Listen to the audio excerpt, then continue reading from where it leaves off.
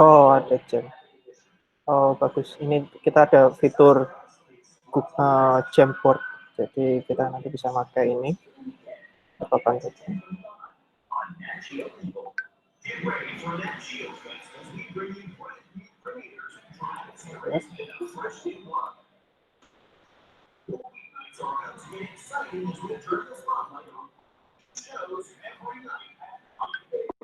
Baik, karena di Google Meet ini ada fitur baru ini, namanya papan tulis. Jadi kita langsung bisa nulis di sini. Bisa kan? Ya, namanya Jamboard. Oke. Oh, ternyata di sini bisa. Nanti kita bisa langsung membuat visualisasi di sini ya. Alhamdulillah bisa. Oke, kita tutup dulu. Oke, terima kasih. Sebelum kita mulai, mari kita berdoa terlebih dahulu. Doa mulai.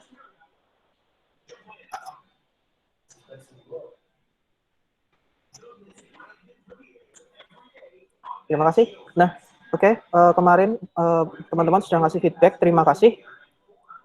Sekarang kita akan bahas satu-satu feedbacknya. Jadi kita 10 menit awal kita akan bahas feedback, kemudian sisanya akan bahas materi. Seperti itu ya. Nah, kemarin setelah kita mempelajari pengenalan data mining, kira-kira data mining bisa diterapkan dengan cara apa? Berikan contoh apa yang Anda bisa temui.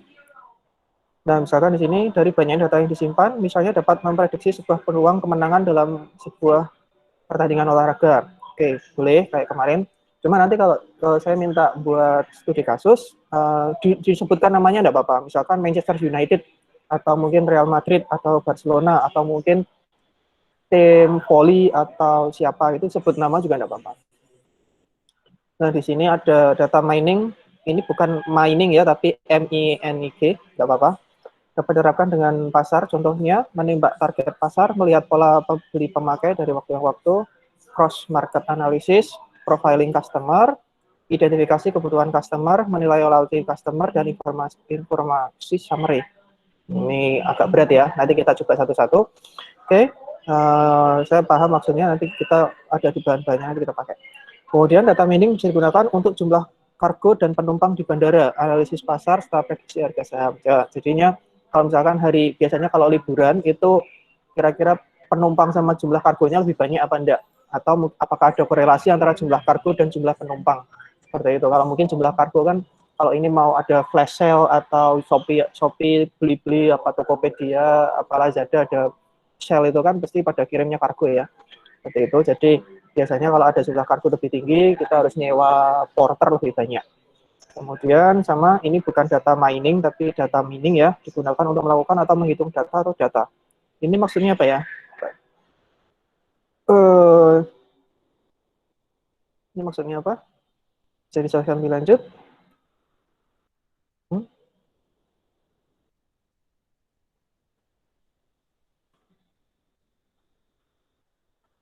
Atau yang namanya Mas Dimas Hadi, hadir? Masih Dimas Hadi? Mas Dimas Hadi ada?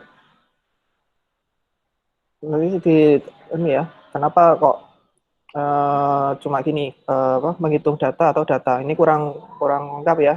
Coba nanti waktu akhir nanti kita coba tanya lagi. Diterapkan olahraga, misalkan ini IBM Advanced Code menggunakan data mining untuk mengenali statistik permainan NBA. Ya, ini juga bisa. Ini juga sering dipakai untuk di NBA Amerika Serikat sana ya. Kemudian data mining bisa diterapkan pada telekomunikasi. Sebuah perusahaan telekomunikasi menaruhkan data mining untuk melihat dari jumlah transaksi yang masuk. Transaksi manakah yang masih harus ditangani secara manual. Ini boleh. Kemudian perencanaan keuangan dan evaluasi aset, perencanaan perusahaan sama persaingan. Ini boleh. Kemudian data mining untuk menambang triliunan dan berbagai subjek seperti properti, rekening bank, dan transaksi keuangan untuk mendeteksi transaksi yang mencurigakan seperti money laundry. Ini juga bisa. Kemudian diterapkan pada bidang kesehatan, misalkan manajemen keuangan, mendata pasien, informasi pengembangan hasil diagnosa jenis penyakit yang sering diterima pasien. Kalau di sini rumah sakit, kita bisa ngomong, oh kira-kira ini lagi musim pandemi flu, kira-kira sebulan lagi akan pandemi flu biasanya, maka kita sebaiknya persiapan obat-obatan dulu, atau mungkin kita siapkan jumlah bed seperti itu, jumlah bed. Kayak misalkan kan ada, kalau DBD, tipes itu kan biasanya musiman ya, teman-teman bisa menembakkan ke sana. Oke, ini bagus. Kemudian Data mining pada astronomi. Ini menemukan dua quasar dengan bantuan data mining. Oh iya, ini juga bisa. Jadi kita bisa melihat galaksi yang kayak kemarin apa ya, bintang Betelgeuse itu kayaknya mau meledak, ternyata tidak meledak, cuma karena gara-gara ada apa itu, ada debu-debu seperti itu. Kemudian data mining menjadi alat yang penting untuk mengubah data tersebut menjadi informasi, digunakan dalam berbagai proses seperti pemasaran, pengawasan, pengembangan, dan pengembangan ilmiah. Ini boleh. Kemudian sebentar, tadi sudah saya live, sudah record ya. Kemudian data mining dapat diterapkan di asuransi menggunakan data mining untuk mengidentifikasi layanan kesehatan. Ya betul, kayak BPJS misalkan untuk yang umurnya tua-tua di beberapa daerah itu mungkin kan dilihat dari tipe makanannya, misalkan di daerah katakanlah saya di Kudus ya, di Kudus itu kebanyakan makannya misalkan daging kerbau misalkan. Nah daging kerbau itu kemungkinan ya paling darah apa namanya asam urat atau apa misalkan seperti itu. Seperti ini juga bagus nih, kayak tadi ada tulisan IBM, NBA, ini juga ada Lazada dan Blibli. Jadi pakai contoh nama juga tidak masalah. Jadi saya harapkan ada nama atau masalahnya sehingga kita bisa mengira-ngiranya atau membayangkannya lebih mudah ya. Data mining dapat diterapkan pada e-commerce untuk memprediksi barang apa yang biasa dicari atau dibeli oleh konsumen. Kemudian data mining dapat diterapkan kesehatan. Ini untuk berbasis komputer mendukung manajemen keuangan, khususnya terkait untuk billing system. Kalau ini jatuhnya sistem informasi ya. Jadi kalau ini jatuhnya sistem informasi, jadi apa yang mau diprediksi? Apakah kira-kira kalau orang masuk, pasien masuk itu kita di profiling nih. Di profiling, kira-kira itu dia cocoknya di kelas apa, seperti itu. Ya maksudnya kan, kalau oh Bapak ini agak gawat nih, Bapak sebaiknya di kelas 1 atau apa. Atau diprediksi manajemen bed rumah sakit, seperti itu. Jadi kalau untuk billing system ini kurang ini ya, kurang tepat untuk data mining. Tapi tidak apa-apa, ini saya sambil koreksi satu-satu. Kemudian ada data mining, harus memproduksi produk berapa, toko dan supplier mana yang membutuhkan stok barang. Ini boleh. Kemudian pemerintah menggunakan data mining untuk menemukan program bantuan tunai dalam rangka mencari penerima bantuan yang tepat. Ini juga bisa. Jadi kayak BLT itu harus tepat sasaran ya, bukan apa misalkan oh yang penting itu yang dekat-dekat aja, yang sering kelihatan di rumah, kok di rumah, di kampung ya itu yang dikasih, nggak boleh kayak gitu ya, tapi harus yang tepat. Kemudian ini ada IBM SoftEd menggunakan algoritma data mining untuk mengakses akses halaman web, khususnya berkaitan dengan pemasaran, guna melihat perilaku dan minat customer setelah melihat keaktifan pemasaran melalui web. Kemudian untuk alat data mining untuk pendaftaran untuk alat absen yang menggunakan sidik jari. Untuk absen sidik jari itu hanya pengumpulan datanya ya. Nah kita bisa digunakan untuk apa nih? Untuk misalkan karyawan nih, misalkan kalau karyawan itu punya anak 3, kita kan lihat kan, oh anak 3 itu hampir semuanya masuk SD, ada yang masuk SD, ada yang mau masuk SMP, ada yang mau masuk SMA. Berarti kan butuh dana yang banyak kan. Nah karena butuh dana yang banyak, biasanya pegawai itu akan mencari usaha sampingan, entah dia jadi driver online atau dia kan, kalau misalkan saya sendiri ya programmer misalkan, saya akan nyari job lain lah seperti itu. Nah terus kemudian ada lagi yang mungkin saya buat usaha lain lah. Dengan adanya seperti itu, maka kemungkinan performa kerja saya di perusahaan yang saya masuki, misalnya saya di Udinus, kemungkinan kerjaan yang saya akan masuki di Udinus yang saya tekuni akan berkurang performanya, seperti itu. Nah ini bisa untuk data mining untuk perkantoran ya. Jadi teman-teman nanti bisa ngecek nih, misalkan oh kira-kira Pak Farid ini anaknya 1 mau masuk SD misalkan, itu dia butuh dana banyak nih, atau mungkin mau sunat gitu kan. Jadi kan ada profiling untuk pegawai. Pak boleh nggak Pak profiling pegawai? Kalau untuk urusan yang biasa nggak apa-apa, tapi kalau yang lebih ke sensitif seharusnya jangan ya. Sensitif itu apa? Misalkan untuk memprediksi besok itu cerai apa enggak, itu kan nggak boleh. Tapi kalau di agama, di kantor urusan agama itu boleh. Jadi misalkan kayak kemarin kita lihat berita itu di daerah mana ya, di daerah Batang, Pekalongan, Kendal itu sebenarnya banyak yang mengajukan gugatan cerai. Lah itu kan kita bisa memining kan, kita bisa meminta data kita ngecek inflasi, kita ngecek pengangguran. Nah, kemungkinan ada sebelum mereka ada mau cerai, petugas dari KUA itu pada datang ke rumah masing-masing memberikan penyuluhan. Oh Bapak kan kedeteksi kan, oh yang kira-kira mau cerai itu siapa nih? yang mau cerai ya, kayak kira-kira yang mau cerai itu didatangi terus diomongi, bapak jangan cerai, ibu jangan cerai dulu, niatnya nikah kan untuk menjadi keluarga yang sakinah mawaddah warahmah seperti itu, jadi keluarga yang bahagia. Anak-anak nanti bagaimana kalau nanti terbersit kepikiran untuk cerai dan datang ke KUA terus diproses kan jadi repot. Oke ya, itu. Kemudian data mining dapat diterapkan pada bidang telekomunikasi, yaitu sebagai sarana statistik untuk mencatat kepadatan jumlah penelpon di jam tertentu, sehingga operator dapat memberikan tarif tertentu bagi pelanggan. Bagus, ini ya juga bagus. Kemudian asuransi untuk menghitung statistik jenis kecelakaan yang sering terjadi dan jenis asuransi, ini juga boleh. Kemudian ini sama ya kayak di atas ya. Afifa Putri Habibie ini dapat dan Association Classification ini. Tapi yang ini saya lihat analisis pasar dan manajemen, ini nggak apa-apa. Solusi yang ini juga bisa dipakai menembak target pasar, ini dan boleh. Ini juga yang saya lihat ya, analisis dan analisis pasar dan manajemen. PDM, perilaku belajar depan mahasiswa, menjadi dampak dukungan pendidikan dan memajukan pengetahuan ilmiah tentang pembelajaran. Boleh, ini jadi misalkan kalau misalkan teman-teman nanti KP atau skripsi di skripsi ya, KP ya. Sekarang KP di SMA atau SMP misalkan di penerimaan mahasiswa baru. Nah, teman-teman kan bisa lihat nih, oh di daerah saya itu kalau SD, SMP, SMA itu kan masih pakai rayon ya. Oh di daerah saya itu sebagian besar itu pegawai buruh misalkan, buruh pabrik. Nah, kita harus memberikan apa nih, kita bisa clustering dulu atau kita klasifikasikan dulu siapa orang-orang yang masuk ke golongan buruh dan lain-lain, lah kita kasih pendekatan yang sesuai dengan mereka supaya mereka masuk ke sekolah kita seperti itu. Kemudian ini juga bisa video apa yang sering ditonton. Kemudian sama kayak di Instagram ya, karena yang sering banyak ditonton itu siapa, atau di TikTok yang sering dicek itu yang joget-joget itu kan, maka yang paling in adalah yang joget-joget seperti itu. Kemudian ini juga boleh, ini sama di atas, ini juga boleh. Kemudian ini sama yang di atas ya. Kemudian asuransi ini boleh. Ini analisis olahraga, pembeli roti pasti juga membeli dan membeli seres dan selain boleh. Oke, ini ini ada yang double ya, tidak apa-apa. Kemudian ini tidak apa-apa, ini mungkin lagi error.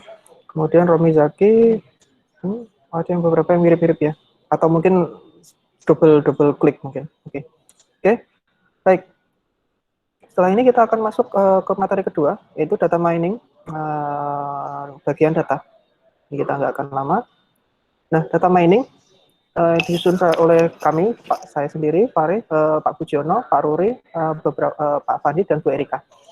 Kemudian daftar wisata sama, kemarin kita pakai ini. Terus capaiannya, kita memahami tentang pengelolaan data nih. Jadi ini kita sampai minggu depan, atau mungkin lebih lagi, yang penting kita data memahami dengan detail, karena SI itu kan sistem informasi ya, jadi teman-teman itu harus memahami manajerialnya. Jadi kan kalau informasikan tujuannya itu adalah jadi manajer. Jadi kalau nggak bisa baca data, nggak bisa memahami data, nanti kalau untuk membuat keputusan kan agak repot. Itu ya. Jadi untuk yang di kelas saya, kita lebih banyak ke data. Di kelas lain juga sama. Karena saya karena saya waktu kuliah S3 juga lebih banyak untuk pemrosesan data di pre-processing, kemudian di fitur seleksi, jadi kita akan agak masuk ke sana. Pengenalan data, kemarin kita punya atribut adalah faktor atau parameter yang menyebabkan kelas, label, atau target terjadi. Atribut apa yang kayak kemarin ya, kayak saya, Fahri Alzami, dosen, atributnya apa? Jenis kelamin, kemudian tinggi, usia, dan lain-lain, itu termasuk atribut atau fitur. Pak, kalau nama itu apakah bisa masuk atribut? Nama itu kalau biasanya tidak dipakai, karena nama itu kan pasti melekat dalam diri sendiri ya. Tapi kalau namanya fitur itu ada yang mirip-mirip, misalkan kalau saya ngomong jenis kelamin, itu kan pasti ada pilihannya 2, pilihannya 3 ya sekarang ya. Laki-laki, perempuan, atau tidak mau ngomong. Kan bisa kayak apa itu yang sekarang itu lagi musimnya ya LGBT kalau kita pakai yang di Amerika Serikat itu. Jadi kalau kita ngomong yang dinamakan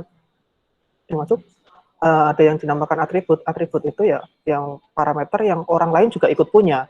Pak, tapi nama kan punya. Iya, kayak misalkan Pak Zainal Arifin itu kan banyak orang yang punya namanya Zainal Arifin. Iya, tapi itu kan melekat dalam diri dan itu dan pasti unik itu seperti itu. Jadi kita cari yang mirip-mirip. Jadi kalau nyari fitur pertama juga harus gitu ya.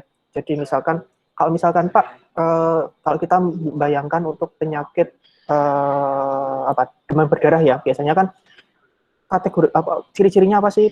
Demam ya atau tidak, kemudian menggigil ya atau tidak, kemudian suhunya berapa, itu kan juga semua orang kan pasti punya, dan itu kan beberapa mirip-mirip ya. Nah itu kalau teman-teman nanti kalau mau membuat atribut sendiri ya pakainya itu. Kalau misalkan data, kalau snack kayak apa Pak, kayak oh kalau misalkan makanan ringan, apakah nama itu masuk? Nama itu enggak masuk, tapi nama itu masukkan ke identifiernya ya. Nah kemudian tipenya apa nih, snack. Snack itu apa, snack biskuit bisa, terus kemudian snack kayak makanan apa itu namanya berkarbonasi, minuman berkarbonasi dan lain-lain seperti itu. Kemudian jenis dataset ada dua, yaitu ada private sama public. Private itu dataset yang dapat diambil dari organisasi yang kita jadikan objek penelitian. Contohnya adalah bank, rumah sakit, industri, pabrik, perusahaan jasa, dan lain-lain. Biasanya kalau kita mau ngambil data itu, kita harus membuat surat pernyataan. Bapak, saya mau ngambil data dari Bapak, boleh? Nah, karena nggak disebarkan di internet, maka yo namanya dataset private. Seperti itulah. Karena private, teman-teman juga harus hati-hati nih, Bapak jadi banyak klausul. Misalkan, data ini tidak boleh keluar ya, Mas. Contohnya kenapa? Kayak misalkan, kalau data ini keluar nanti jadi agak repot. Contohnya misalkan kita bisa dapat data dari perusahaan, katakanlah perusahaan baru yang namanya bukan Indomie seperti itu ya, saingannya Indomie, Indofood misalkan. Terus teman-teman ngolah data, nanti kan mungkin kompetitor lain yang punya usaha yang serupa dengan Indofood, dengan apa kayak misalkan Indofood, Wings Food atau mungkin yang lain, akan melihat perusahaan yang teman-teman ini survei itu kan, oh ternyata tuh dia pola pergerakannya seperti ini. Nah itu kan namanya rahasia perusahaan. Jadi agak hati-hati kalau untuk private dataset. Oke, kemudian ada public dataset. Dataset yang dapat diambil dari repository publik yang disepakati oleh para pemilih data mining. Ada UCI, UC repository, ada ACMKDD, ada Prediction.io. Jadi ada dataset yang publik. Contohnya teman-teman bisa lihat di sini. Kita bisa pakai UCI dataset misalkan gini. UCI dataset. Ini kita bisa klik di sini. Ini teman-teman bisa tinggal kata kuncinya UCI dataset. Nah, di sini ada data type-nya. Kemudian kita bisa pakai Kaggle. Kaggle.com.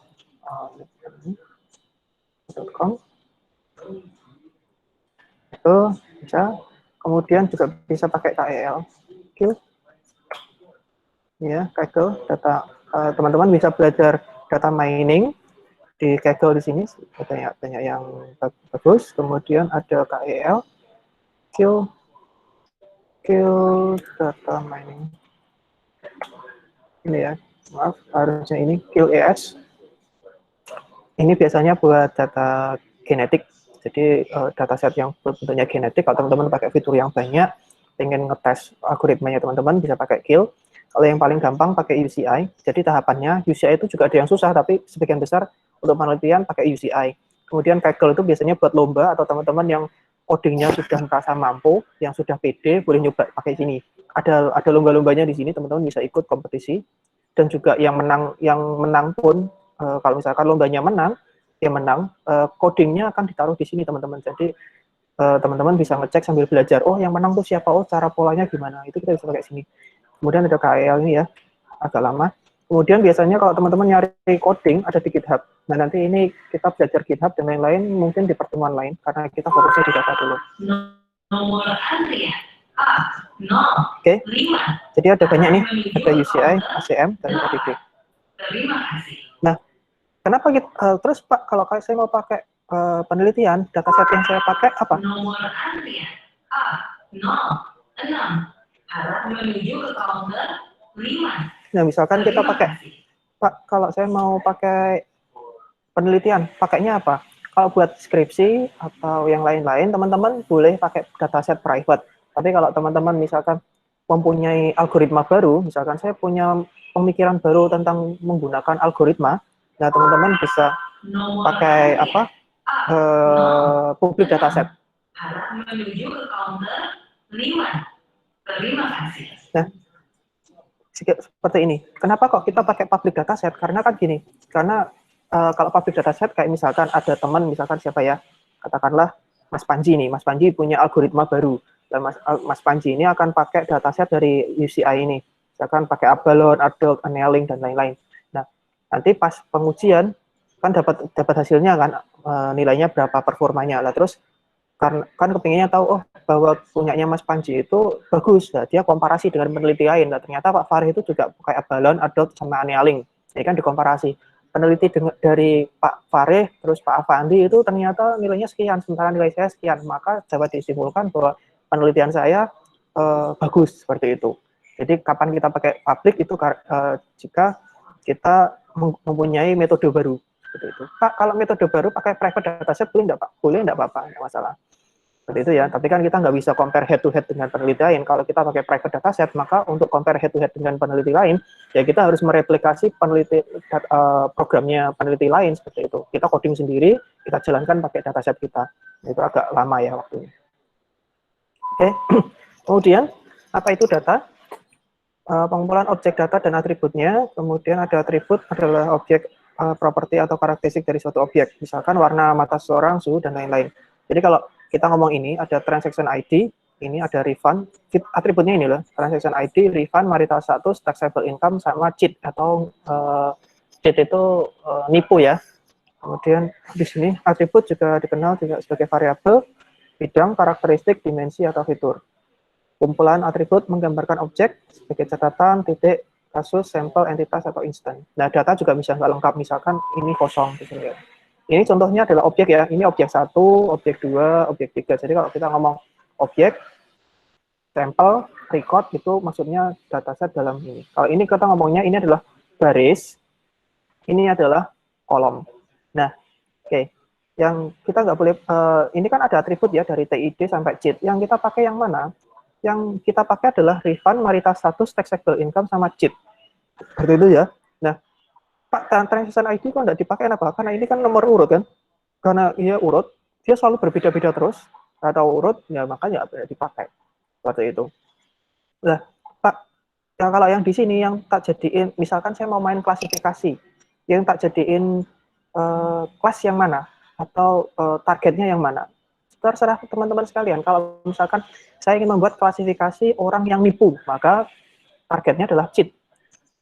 Jadi kalau misalkan ada, misalkan saya misalkan tuan tanah ya, atau tuan tanah yang punya banyak uang, misalkan, terus ada orang mau minjem duit. Nah, ini kan misalkan saya orang-orang yang pada minjem duit ini tak tulis, oh ini pasti balikin duit, ini lari, ini lari, ini lari. Kalau ditelepon pasti ditutup teleponnya kan.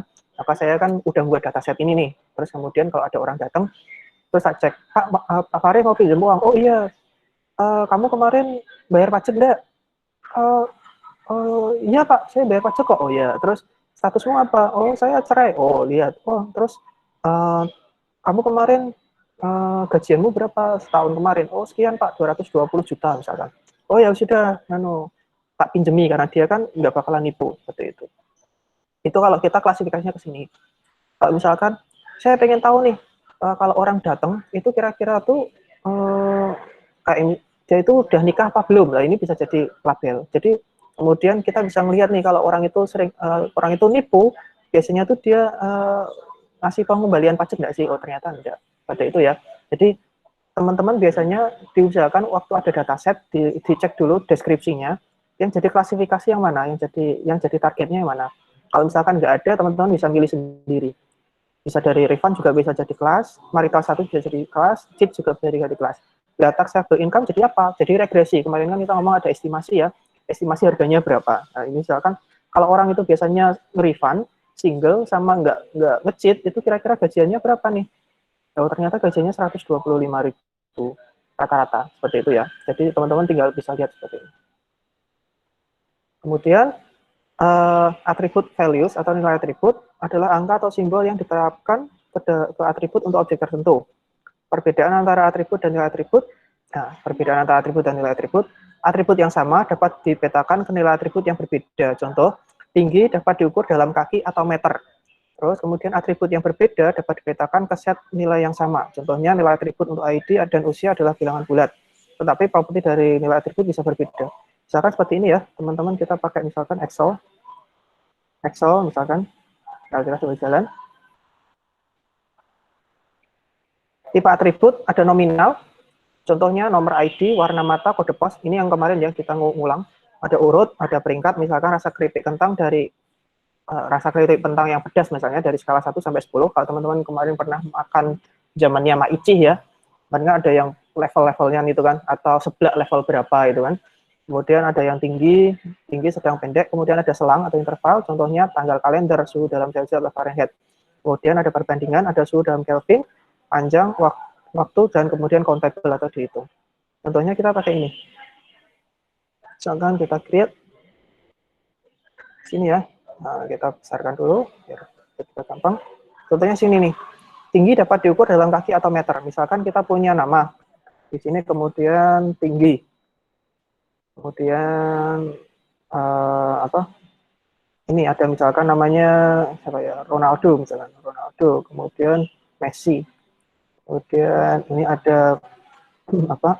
Misalkan Roni misalkan ya. Roni. Nah, misalkan Ronaldo itu tingginya 2,1 meter misalkan. Kemudian Messi itu kemudian 1,7 meter. Tapi Rooney misalkan jatuhnya adalah misalkan berapa? 1,5 tapi 1,4 misalkan, tapi feet kaki misalkan. FT. Nah, ini kan berbeda ya. Nah, teman-teman gimana? Mau tidak mau, teman-teman harus buat fitur lagi. Misalkan tinggi, tulisi normal. Tinggi normal misalkan. Ini jatuhnya karena kita masuknya ke atau kita tinggi. Sini kita tulis tinggi meter misalkan ya. Ini 2,1 misalkan 1,7 misalkan.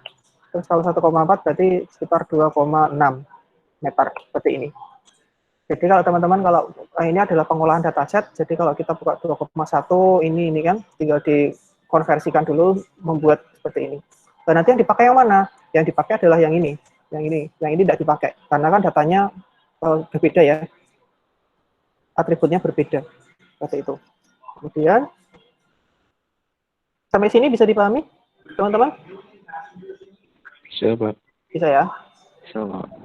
Jadi kalau ada yang mau bertanya, silahkan langsung interupsi ya, enggak apa-apa. Karena saya kan enggak bisa ngelihat teman-teman sekalian nih. Karena kita juga saya pribadi pengennya teman-teman bisa paham. Oke. Ini kemudian ada properti, kemarin kita ada distinction, kemudian ada sama atau tidak sama, lebih kecil atau lebih besar. Kemudian ada lebih positif atau negatif, dan perkalian sama pembagian. Ya, ini yang sama kemarin. Kemudian kita lihat ada atribut discrete sama continue. Kalau atribut discrete itu maksudnya terpisah. Discrete itu berarti bisa dihitung. Jadi ya, misalkan kode pos, jumlah atau kumpulan kata dalam kumpulan dokumen. Nah, biasanya direpresentasikan sebagai variabel integer. Jadi 1, 2, 3, 4, 5, seperti itu.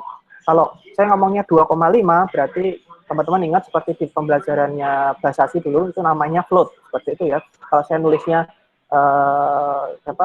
Avandi, misalkan, itu berarti formatnya adalah string. Jadi itu bukan discrete ya. Nah, kemudian misalkan atribut biner adalah atribut khusus discrete. Misalkan sehat atau sakit. Loh Pak, itu bukannya sehat sama sakit itu adalah teks Pak. Iya, tapi kan dia cuma 2 ya, atau atributnya cuma 3. Misalkan tinggi, sedang, rendah. Itu kan kita bisa pelabelan ulang jadi 0, 1, 2 seperti itu. Kalau misalkan sakit atau sehat, kita bisa ngomong kalau kita targetnya adalah prediksi penyakit DBD, diabetes, DBD itu demam berdarah dengue ya. Itu misalkan 1 itu berarti kan sakit, 0 itu berarti tidak sakit, seperti itu ya. Kemudian ada atribut continue yang memiliki bilangan real sebagai nilai atribut. Contohnya suhu, tinggi atau berat. Jadi dari 0 sampai 100. Seperti itu tinggi dari 0 meter sampai 2,5 atau 3 meter. Kemudian berat dari 0 kg sampai misalkan 200 kg. Secara praktis, nilai real atau continue ini hanya dapat diukur dan direpresentasikan dengan menggunakan sebuah digit yang terbatas. Atribut continue biasanya direpresentasikan dengan variabel titik mengambang atau float. Kemudian ada atribut asimetrik nih. Hanya kejadian yang dianggap penting. Misalkan kata-kata hadir dalam dokumen. Kemudian item barang hadir di dalam transaksi pembelian. Misalkan seperti ini nih. Kalau misalkan kita ke Indomaret, atau ke Alfamart, misalkan banyak barang ya, misalkan banyak barang. Pas kita kan tinggal membeli. Misalkan kita mau beli Indomie kan variannya banyak. Kalau kita cuma beli Indomie rasa soto, berarti kan ya kita beli Indomie soto, tapi di sistemnya Alfamart atau Indomaret, Indomie rasa ayam itu nggak kepilih seperti itu. Nah, itu yang maksudnya adalah atribut asimetrik. Jadi bisa ada, bisa enggak. Kemudian di sini enggak masalah ya, ini sudah tak jelaskan. Jadi kalau ada yang tanya, jika kita bertemu dengan teman di supermarket, apakah kita bisa berkata seperti ini? Saya melihat pembelian kami sangat mirip, karena kami tidak membeli sebagian besar barang yang sama. Jadi saya misalkan bertemu dengan Pak Avandi, sama-sama membeli barang di Indomaret misalkan, mungkin saya membeli pasta gigi, tapi mungkin saya belinya Pepsodent, mungkin Pak Avandi belinya adalah close up misalkan ya, seperti itu. Jadi itu namanya asimetrik. Jadi mungkin kategorinya sama, tapi isiannya beda. Kemudian kita membutuhkan dua atribut biner asimetris untuk mewakili satu atribut biner biasa. Misalkan analisis asosiasi menggunakan atribut asimetris. Kemudian atribut asimetris biasanya muncul dari objek yang diterapkan. Jadi sama ya tadi ya, contoh yang ini kompleknya itu adalah misalkan ya tadi saya beli Pepsodent, Pak Avandi beli close up, sama-sama pasta gigi. Saya beli clear, Pak Avandi beli Pantene misalkan.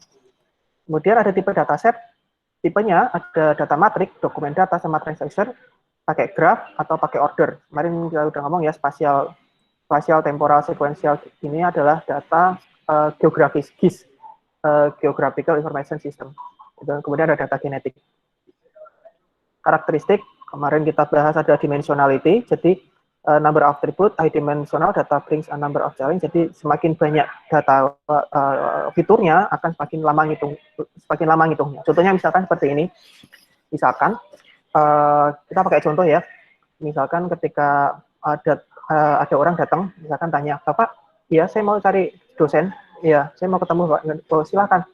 Oke, orangnya kecil Pak, nah berarti kan fiturnya orangnya kecil, oke, terus kulitnya hitam Pak, oke, dari Kudus Pak, oke, kemudian ketika ngomong dia ngajarnya data mining, oh oke, ada data mining, ada 4 ya, berarti ini siapa ini? Terus kemudian dia ngomong, oh dia suka pakai jas Pak, dia suka pakai vest, oh kalau dia suka pakai vest berarti ini adalah Pak almarhum Fajrian, seperti itu.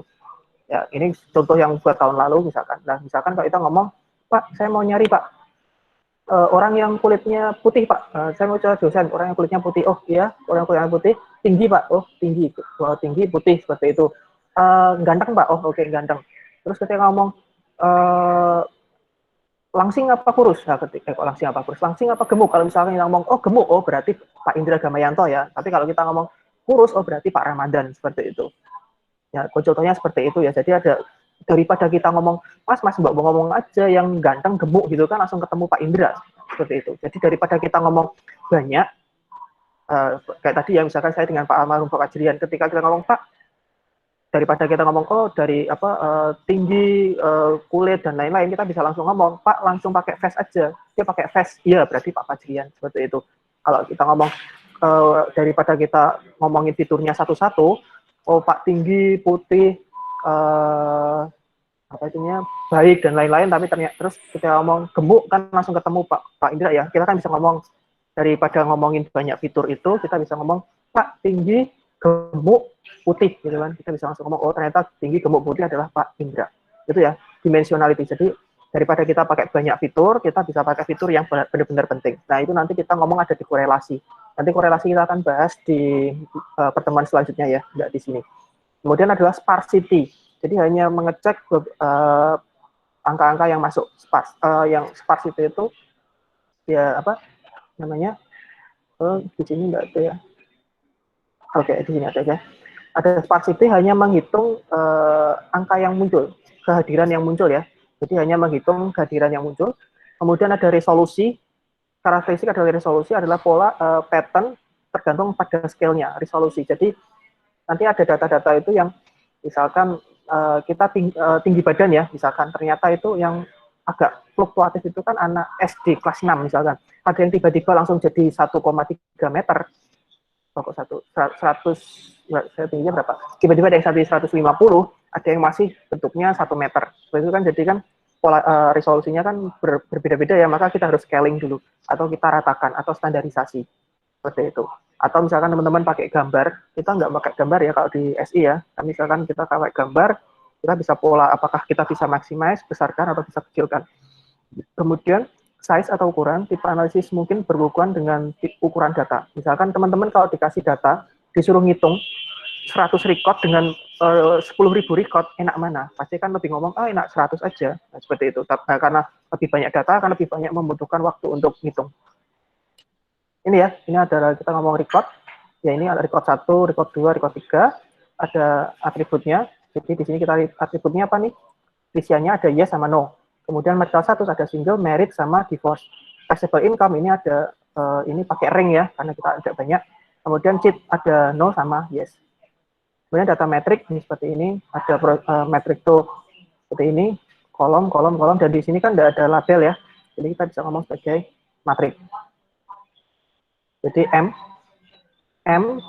itu baris, ini kolom, M kali N. Kalau ketika ngomong buatlah matrik 3 kali 2, berarti kan ininya 3 itu berarti 1, 2, 3, ya ini berarti 2.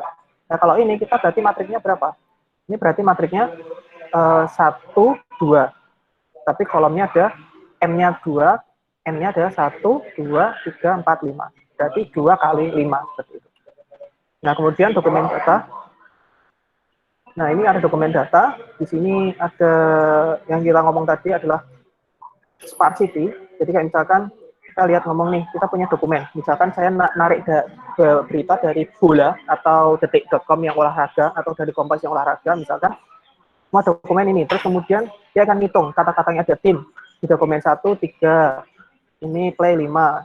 Ini sparsity, berarti kan kosong kan, ada beberapa kosong atau ada banyak yang kosong, berarti ini ngomongnya sparse atau jarang. Bahasa Inggrisnya sparse itu kan jarang. Kemudian kalau kita lihat nih, misalkan ada tim, ada main, nggak ada bola, ada skor, ada kalah, ada season. Ini misalkan apa nih? Ini misalkan main nggak ada pelatih ya, ada tim bermain, terus kemudian ada skor. Mungkin ini adalah main balapan nih, misalkan Valentino Rossi sama misalkan sama Marc Marquez. Kalau Marc Marquez ini Honda ya, siapa ya? Misalkan Dani Pedrosa sama Marc Marquez misalkan seperti itu ya. Ini kan ada tim. Kemudian dokumen. Ini ada pelatih nih, ada pelatih. Kemudian ada bola, ada skor. Ini ada kalah. Ini kemungkinan ini adalah dokumen tentang sepak bola seperti itu. Ya. Kemudian ini ada pelatih. Kemudian nggak ada bola, tapi ada skor, ada game, ada permainannya. Kemudian menang. Ini mungkin ada time out. Ini ada waktunya. Nah, mungkin ini kita sebut bisa juga permainan ada time out, misalkan catur seperti itu. Nah, kemudian ada data transaksi. Ini ya. Data transaksi ini merekam, ada misalkan beli roti, Coca-Cola sama susu.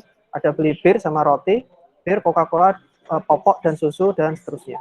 Ini ada data transaksi ya. Ini misalkan kalau teman-teman ke Indomaret terus beli barang, misalkan Bapak ini transaksi ID jam sekian, belinya roti, Coca-Cola sama susu. Kemudian ada graph, ini yang di website atau di teman-teman kalau pakai Google. Kemudian ada order data. Jadi kalau beli A, B, biasanya nanti akan beli D sama biasanya kalau beli A, biasanya dia akan beli B. Kalau beli D, biasanya dia beli sendiri. Kalau beli C, biasanya dia akan beli E. Itu ya. Nah, sekarang kita akan masuk mengenai kualitas data. Kualitas data yang buruk berdampak negatif pada upaya pemrosesan data. Jadi kalau kita collecting datanya nggak serius, ya nanti hasilnya juga nggak bagus. Jadi istilahnya GIGO, G-I-G-O, garbage in, garbage out. Jadi kalau datanya sampah, ya keluarannya nggak bisa bagus, atau keluarannya juga pasti sampah, seperti itu ya. Jadi teman-teman ini kita akan lebih banyak fokus ke data, cara collecting data, dan cara ininya. Dan cara ngolahnya ya. Contoh, gini, model klasifikasi untuk mendeteksi orang-orang yang memiliki resiko pinjaman dibangun menggunakan data yang buruk. Nah, kalau kita salah collecting data, nanti teman-teman akan ngomong, oh ternyata orang yang harusnya nggak dapat pinjaman malah dipinjemi, orang yang harusnya dipinjemi malah nggak dapat pinjaman, seperti itu. Akibatnya apa? Kita jadi rugi kan, salah prediksi seperti itu. Jadi kita bisa ngecek sanity data atau kesahihan data, kebenaran data. Nanti kita akan belajar ke sana. Kemudian jenis masalah kualitas data. Di sini kita mendeteksi masalah dengan data. Apa yang bisa kita lakukan dengan masalah ini? Contoh masalah kualitas data, kita ada noise dan outlier, ada missing values, ada duplicate data, kemudian ada data yang salah. Misalkan ada noise ini ya. Jadi misalkan kalau teman-teman kadang-kadang kalau pakai TV yang lama, kadang-kadang ada kemeresek gitu kan, nah itu katanya noise. Atau nyari radio, bunyi kemeresek itu namanya noise. Seperti itu. Noise itu adalah benda asing. Jadi noise itu benda yang harusnya nggak ada, tapi ternyata ikut kehitung seperti itu. Untuk atribut, noise merupakan modifikasi dari nilai-nilai asli. Contohnya, saat telepon, suara jadi kemeresek, saat nonton TV, kadang-kadang ada gambar atau tertimpa seperti itu. Jadi ini harusnya contohnya seperti ini nih untuk visualisasinya. Ini ada 2 gelombang radio, 2 sine wave. Kemudian kalau dikasih noise yang harusnya gini, ternyata datanya rusak. Pak, kalau udah datanya rusak gini bisa kita perbaiki enggak, Pak? Bisa. Nanti namanya adalah noise removal. Nanti kita akan belajar noise removal di outlier detection. Nanti kita bisa coba kok. Nanti kita kurangi ini. Oke. Kemudian outlier. Ini kan tadi ada noise removal ya. Nanti dihapus noise-nya jadi biar keluar seperti ini. Kemudian ada outlier adalah objek data dengan karakteristik yang sangat berbeda dari sebagian besar objek yang lain. Contohnya ini ya, outlier-nya mana? Yang ini, karena ini dia terpisah sendiri. Kalau ini nggak segera dihapus, nanti akan mempengaruhi pola penggrupan atau klasterisasi, seperti itu.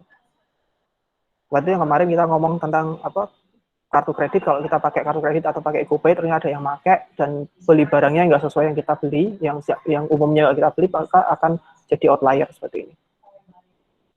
Kemudian duplikat data, dataset mungkin ada data yang sama. Ini biasanya karena kita ngumpulin dari berbagai macam sumber, misalkan orang yang sama dengan alamat email yang berbeda. Misalkan teman-teman, kalau kita mau collecting data ya, contohnya kalau misalkan Udinus, kita punya alamat emailnya adalah mhs-dinus.ac.id. Kemudian teman-teman juga punya alamat sendiri yang punya Gmail atau punya Yahoo. Kemudian teman-teman lagi daftar misalkan kartu prakerja atau kartu belajar gitu ya. Nah, teman-teman bisa daftar pakai nhs-dinus.ac.id, bisa pakai daftar pakai Google, bisa pakai Yahoo. Nah, itu kan sebenarnya orangnya sama, tapi sumbernya beda. Nah, itu nanti kita bisa membersihkan data. Nah, harusnya orangnya satu. Kalau ini kan nanti dapatnya 3 kan, kalau misalkan kita pakai prakerja misalkan. Seperti itu ya. Kemudian ada missing values. Ini Pak missing values ya memang karena nilainya hilang. Contohnya seperti ini ya. Tadi mana datanya? Misalkan ini. Ini misalkan ini tidak ada. Misalkan ini yes, ini kosong, terus ini ya kosong. Terus ini ada nilainya cheat. No, misalkan. Nah, ini berarti kalau ini kosong, berarti nilainya adalah missing. Nilainya hilang. Nanti kita akan belajar caranya mengisi nilai yang kosong itu bagaimana. Gitu ya. Atribut mungkin tidak cocok diterapkan banyak kasus. Misalkan ini ya, penyebab missing values, contohnya, pertama, informasi tidak bisa dikumpulkan. Contohnya adalah orang-orang tidak ingin mengisi jumlah pendapatan atau status marital. Misalkan teman-teman ini lagi mau survei, Bapak mau tanya ya, oke, misalkan tanya, Bapak pendapatannya berapa? Waduh, kok disuruh tanya pendapatan, itu kan hal yang sensitif ya, kemungkinan ada yang mau jawab, ada yang nggak mau jawab.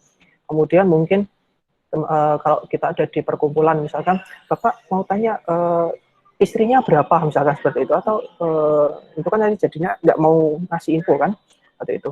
Kemudian atau teman-teman lah tanya, bro sudah punya pacar belum, itu kan kadang-kadang nggak mau jawab kan, karena atau barangkali dia akan membohongi diri sendiri, misalkan oh aku udah punya pacar bro padahal masih single.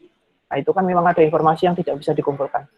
Kemudian ada atribut mungkin yang tidak cocok diterapkan banyak kasus, misalkan pendapatan tahunan, misalkan tidak dapat diterapkan pada artis anak-anak. Misalkan Rafathar, itu kan Rafathar nggak punya NPWP ya, karena belum lulus ya misalkan. Nomor pokok wajib pajak, yang bayar pajaknya siapa? Ya bapaknya, Pak Raffi Ahmad, seperti itu. Loh Pak, kalau KKY bisa enggak Pak? Nah kita lihat KKY itu sudah akil balik belum ya? Kalau akil balik berarti bisa, seperti itu. Ya. Nah, di sini. Nah ini, ini rumusnya, jadi teman-teman nanti harap dihafalkan. Jadi dihafalkan supaya nanti teman-teman kalau kasih kasus seperti ini nanti bisa langsung ngisi ya. Jika nul atau kosong, maaf, jika nul ada tulisan NULL, jadi kalau teman-teman kemarin mau pakai SQL, naik SQL atau yang lain, kalau ada tulisan NULL, itu berarti nilainya adalah nul, bukan kosong ya, tapi nilainya adalah NULL. Jangan diapa-apain, karena berarti memang isiannya adalah NULL. Jika kosong, berarti benar-benar nggak ada isiannya, cek. Kita lakukan dulu outlier detection. Nanti kita akan coba pakai. Kalau nggak ada outlier detection, maka nilainya pakai min. Contohnya seperti ini ya. Misalkan kita nulis, oke, kita Ctrl A, delete. Misalkan kita nulis, misalkan ini atribut A, ATTA, ini ATTB, kemudian ini ATTC, misalkan. Ini misalkan kita ngomong 3, 2, 1, 4, 5, 6. Sekarang seperti ini ya. Kemudian atribut B kita ngomong 2, 4, kemudian ini kita 5, 4, kemudian ini 2. Misalkan. Dan atribut C misalkan kita ngomong katakanlah 10, 12, 15, ini jangan ini ya. Ini 20, ini 10 lagi, ini 30, 30, ini mungkin ini kosong nih, ini katakanlah ini 30 ya. Nah ini 3, 2, 1, ini misalkan 2, ini 3, ini kosong misalkan. Nah kita punya data kosong-kosong nih. Kalau tulisannya 0 kayak gini, jangan dihapus ya, jangan diapa-apain, karena ini adalah nilainya 0. Nah yang kosong ini seperti ini nih.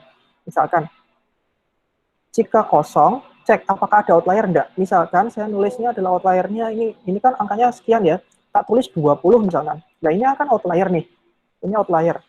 Nah jika kosong, cek. Jika tidak ada outlier maka pakai min.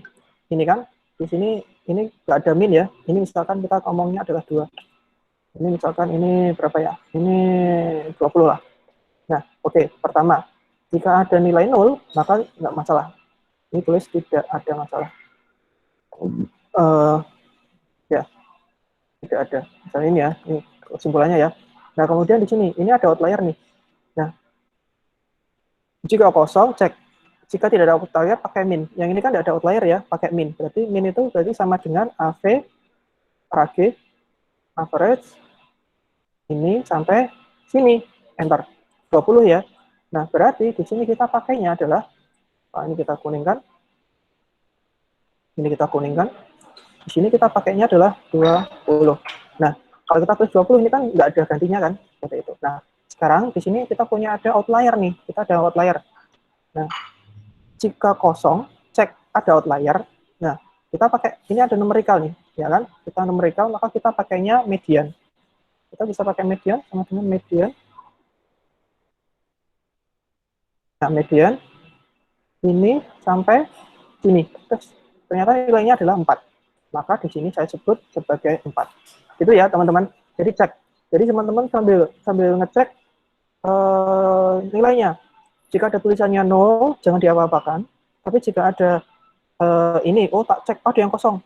Tapi kok tiba-tiba distribusinya jadi 20. Nah, maka ini harus dipakai namanya apa tadi? Median. Tapi kalau nggak ada outliernya, kita bisa pakai min. Jadi ini kita pakai median. Ini kita pakainya min atau average. Oke, baik. Sampai sini ada yang ditanyakan dulu?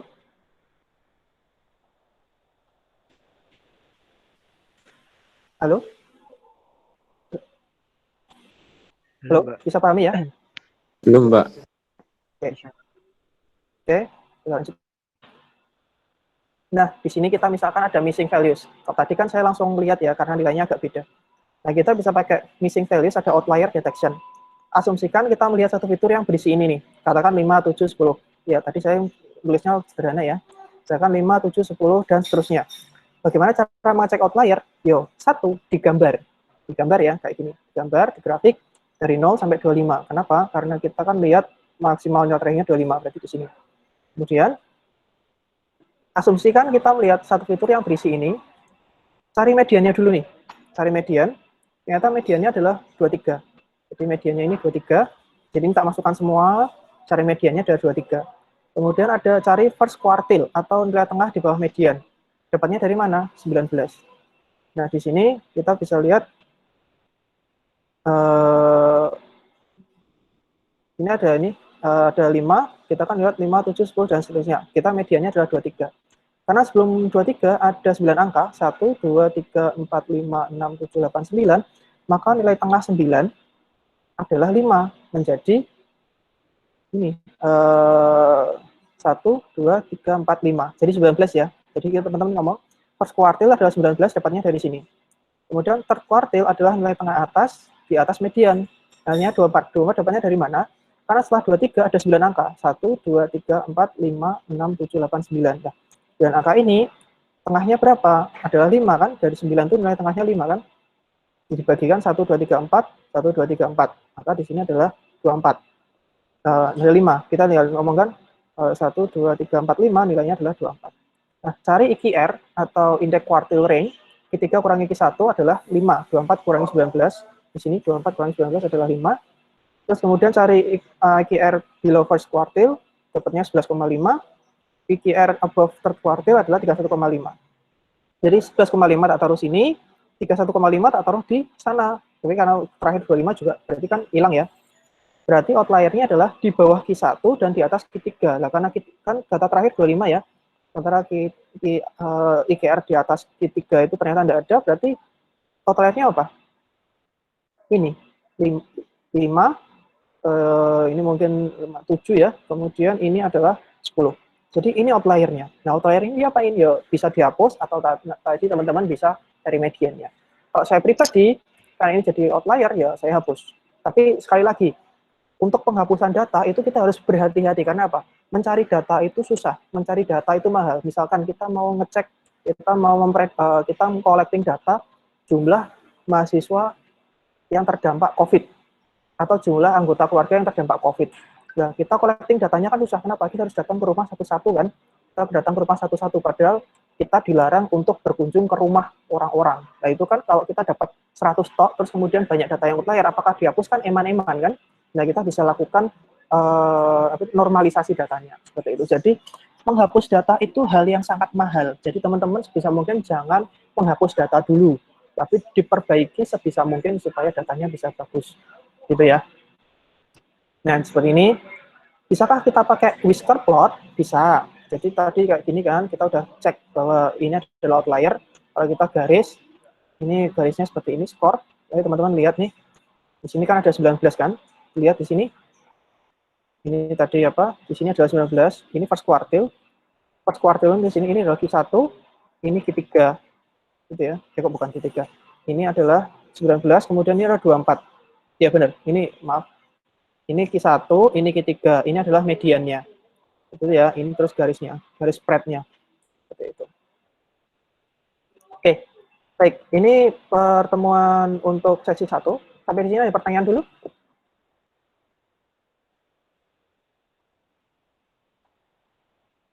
Halo, ada pertanyaan? Ada, Pak. Baik, silakan Mas siapa?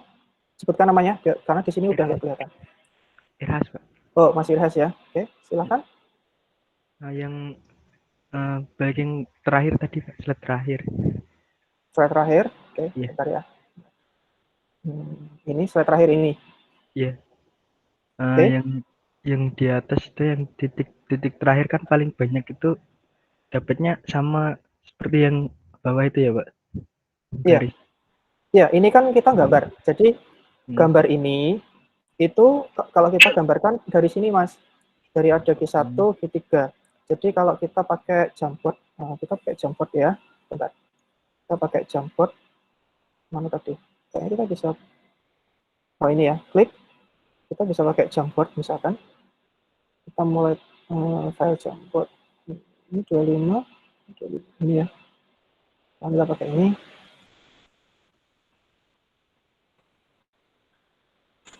Misalkan ya. Oke, saya nggak bawa pulpen, nggak apa-apa. Kita coba cek. Misalkan di sini tadi ini 0 sampai 25.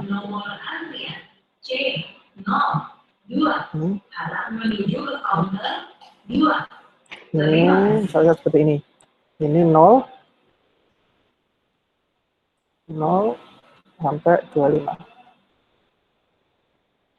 Maaf, nggak kelihatan ya. 25 lah, terus 25, kemudian tadi ini kita pakai Q1, Q2, Q3. Nah, ini kita tinggal tulis kayak gini. Nah, nggak bisa ya. Harus selalu dipencet ya. Kan ini kita ngomong ada garis, terus garis ini, kita garis ini kita garis, kemudian ini kita garis ke sana, seperti ini. Nah, kalau di sini kita ngomong ini adalah Q1, ini Q3, ini Q3, ini Q3 ya, kok nggak bisa? Oke, ini Q1, ini Q3, yang garis ini ya Mas ya, garis ini Q1, ini Q2. Tugasnya apa? Kalau ada yang titik-titik di luar sini, ini berarti maksudnya outlier. Seperti ini. Jadi kalau kita mau deteksi outlier detection, nembaknya langsung gampang nih. Batas terakhirnya kan di sini ya. Batas terakhir itu di sini tuh berarti berapa tadi? Ini berarti batas terakhirnya adalah 15 nih. Batas terakhirnya 15. Kalau teman-teman lihat, ini 15 kan maksudnya sini nih. Kemudian ini Q1 nih. Q1. Q1 dapatnya dari mana? Q1 dapatnya dari sini. Dari 19, nyari mediannya first quartile ini. Ini 19 nih. Ini Q1. Oh, kita bisa nulis di sini oh ya. Maaf, lupa. Ini berat ya. Ini misalkan ini Q1, ini Q1, ini Q3, ini adalah median. Yang ini itu median. Seperti ini. Ya, ini garis nih. Ya, jadi kalau di luar ini kan ini udah di luar garis ya, berarti ini adalah outlier. Nah, dicek dulu. Kita masih butuh data ini enggak? Makanya biasanya sih saya skip. Biasanya nanti saya buat ada 2 file. Yang satu ini tidak ada, yang satu masih ada ini. Jadi saya tulisnya dataset underscore ori, kemudian dataset clear, nggak ada outlier. Nanti kita akan coba kalau ternyata yang dataset yang clear-nya itu ternyata jelek hasilnya, nah kita balik lagi ke sini seperti itu. Gitu Mas. Mas Irhas ya? Iya, Pak. Oke. Kita foto.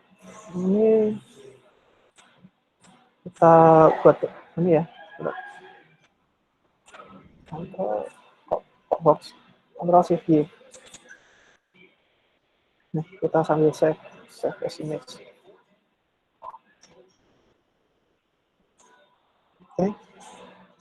Oke. Ada lagi yang ditanyakan?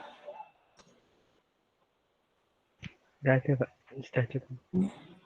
Oke. Tadi kita udah bahas tentang ini. Dataset ada banyak, teman-teman bisa buka. Kita juga bisa cek sini ya. Jadi tadi saya terima kasih, feedbacknya sudah bagus, sudah banyak. Berarti ini tinggal kita masuk ke sini. Oh ya, untuk video, saya kurang tahu nih kenapa rekaman dari Google Meet kok formatnya 360 nggak bisa 720 atau 1080 ya. Nanti saya coba cek lagi, karena tadi malam sampai tadi pagi itu kayaknya Google bermasalah ya. Jadi saya ngupload kok nggak bisa. Tapi ini sudah ada nih, saya klikkan di sini, ada link kanal YouTube. Jadi teman-teman bisa klik kanan, open YouTube. Di sini, saya kurang tahu nih, ini teman-teman bisa cek. Nanti saya akan buatkan playlist, jadi teman-teman bisa cari. Yang kelas lama juga ada, tapi nanti teman-teman fokusnya di sini aja dulu. Ini, oh sudah 720 ya, sudah ada 720. Nah, jadi ini teman-teman bisa baca yang kelewatan mendengarkan. Yo, saya harapkan untuk membuka YouTube kalau misalkan yang lupa-lupa. Nah, lupa berarti kalau saya buka YouTube saya tidak perlu datang toh Pak. Saya harapkan teman-teman datang ke aktifan. Jadi nanti kan saya akan tiap kali ada feedback, misalkan tadi ada kelas ya, tadi misalkan siapa sih tadi yang presensi kemarin ya, klik ini open YouTube. Saya akan tanya nih di awal atau di akhir. Jadi untuk absensi nih. Jadi kalau saya tulis nanti kan juga TU akan ngecek nih. Misalkan seperti ini, ada Mas tadi mana ya?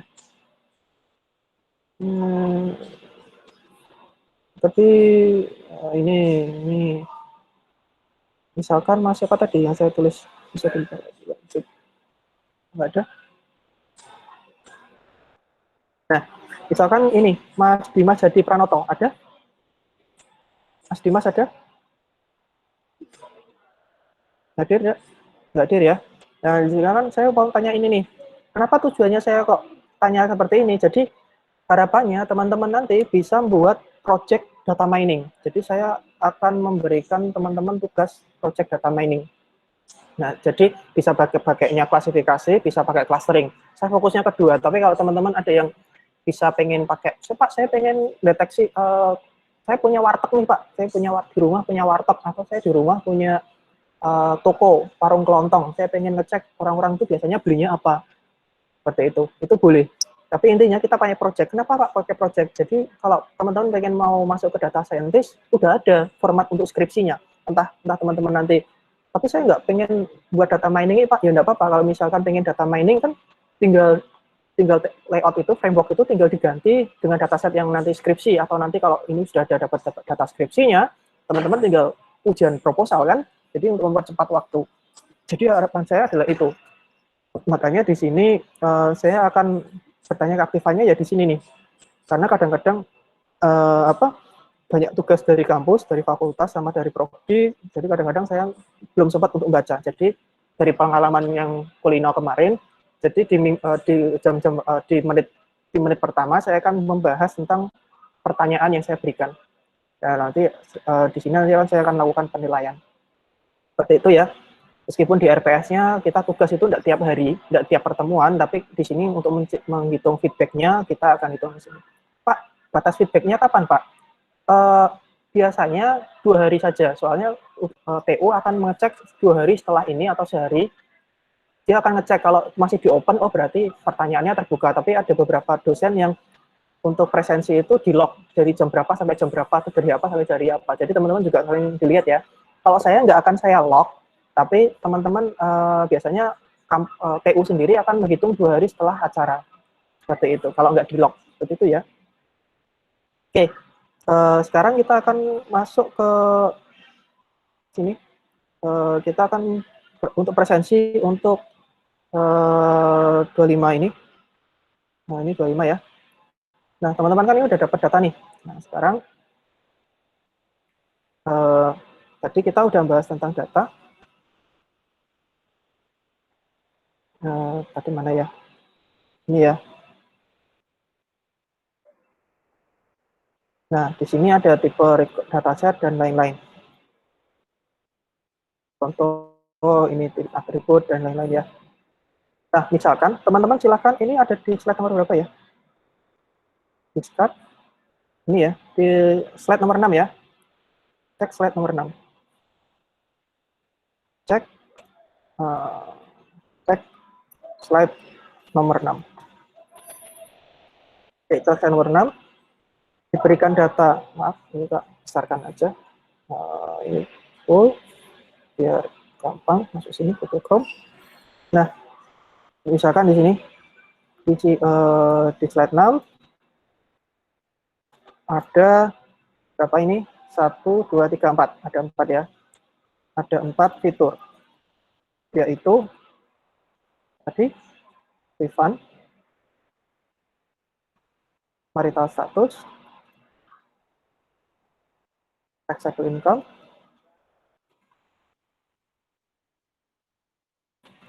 dan chip.